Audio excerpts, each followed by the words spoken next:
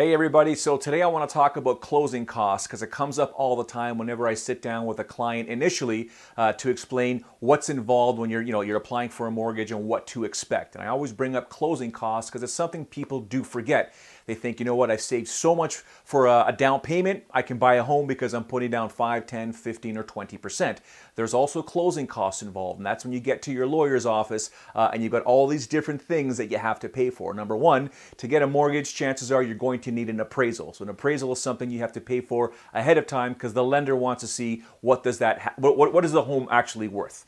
And then of course your legal fees is, you've got a couple $1,000s probably right there. You've got your land transfer tax, which is provincial. And of course, if you live in Toronto, there's also a municipal land transfer tax. There's all kinds of title insurance. There's things in there that you have to budget for. So what I usually do when I sit down with a client is we go through how much money they have for a down payment. We remove a little bit, and usually the term in the industry is 1 to 3% of the purchase price to be safe for your closing costs. Most of us will use the 1.5% analogy. So if you have any questions, comments, or concerns regarding closing costs or mortgages in general, please feel free to reach out to me at any time.